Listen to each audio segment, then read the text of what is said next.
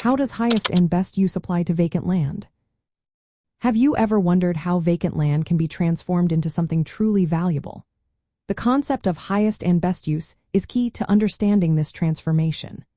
Highest and best use refers to the most profitable, legally permissible, and physically possible use of a property, including vacant land.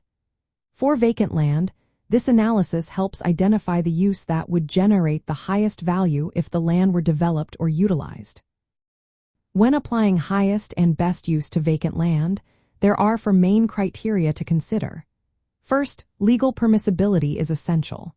The potential use of the land must comply with zoning laws and land use regulations.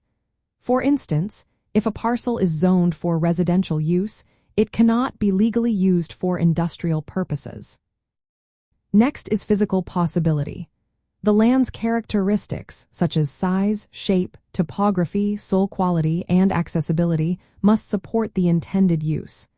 Imagine trying to build a high-rise on a steep slope or swampy area. It simply may not be feasible. The third criterion is financial feasibility. The proposed use must be economically valuable based on market demand, development costs, and expected returns. This means that the use should attract buyers or tenants and generate enough income to justify the investment.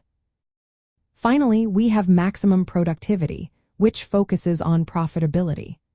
Among all legally permissible, physically possible, and financially feasible uses, the highest and best use is the one that produces the greatest value or return on investment.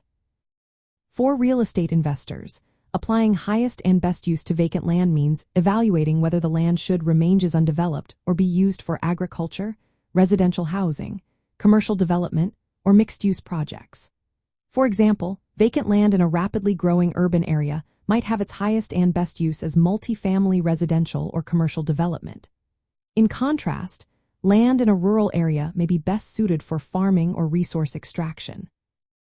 Understanding highest and best use helps investors make informed decisions about acquiring, holding, or developing vacant land. This concept also plays a critical role in property valuation, especially in eminent domain cases. In these situations, compensation must reflect the land's highest and best use rather than its current use.